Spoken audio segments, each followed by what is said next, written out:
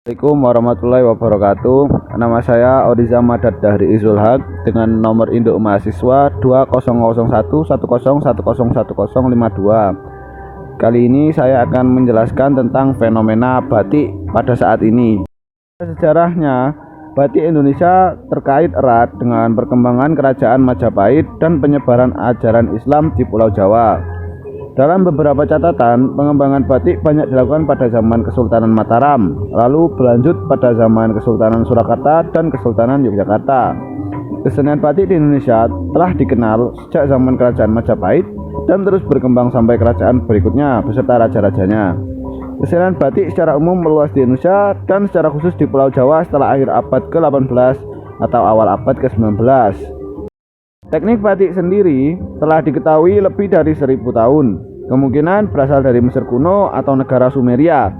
Teknik batik meluas di beberapa negara di Afrika Barat seperti Nigeria, Kamerun, dan Mali, serta di Asia seperti India, Sri Lanka, Bangladesh, Iran, Thailand, Malaysia, dan juga Indonesia.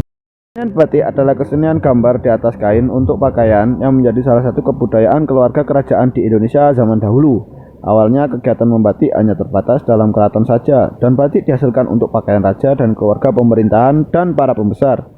Oleh karena banyak dari pembesar tinggal di luar keraton, maka kesenian batik ini dibawa oleh mereka keluar dari keraton dan dihasilkan pula di tempatnya. Ini fenomena batik yang makin populer pada zaman sekarang dan mudahnya membuat batik.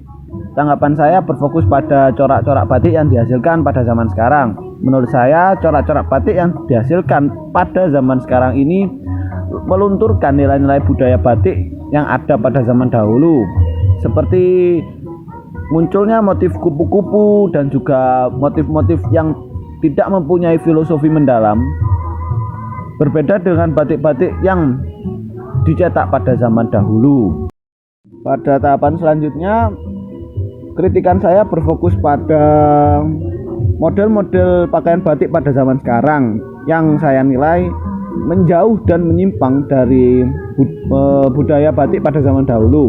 Pada zaman sekarang, pakaian batik cenderung diaplikasikan pada berbagai macam model pakaian. Namun, seperti yang kita ketahui, pada zaman dahulu batik cenderung digunakan oleh para anggota kerajaan yang cenderung model pakaiannya yakni sopan. Namun pada zaman sekarang pakaian batik lebih dapat diaplikasikan kepada berbagai macam model pakaian, bahkan kepada model-model pakaian yang dinilai oleh masyarakat Indonesia kurang sopan. Jadi di sini kritikan saya bermaksud yakni batik pada zaman sekarang mulai meluntur nilai-nilai kebudayaannya dari zaman dahulu.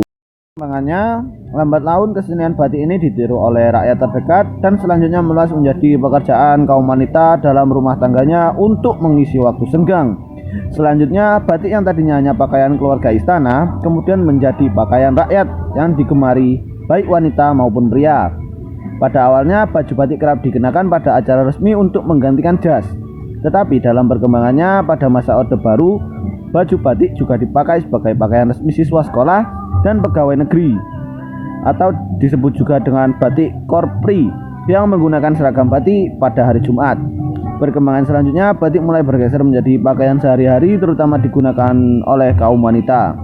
Sedangkan ragam corak dan warna batik dipengaruhi oleh berbagai pengaruh asing. Awalnya, batik memiliki ragam corak dan warna yang terbatas, dan beberapa corak hanya boleh dipakai kalangan tertentu. Namun, batik pesisir menyerap berbagai pengaruh luas seperti para pedagang asing dan juga pada akhirnya para penjajah. Warna-warna cerah seperti merah dipopulerkan oleh Tionghoa dan juga mempopulerkan corak phoenix atau burung api.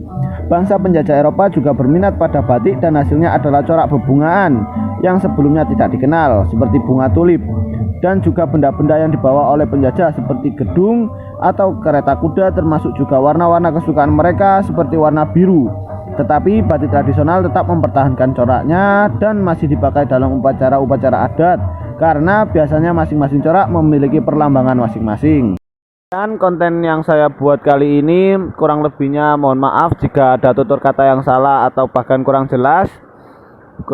Untuk konten selanjutnya bisa disimak di link YouTube saya. Saya pamit dan undur diri. Wassalamualaikum warahmatullahi wabarakatuh.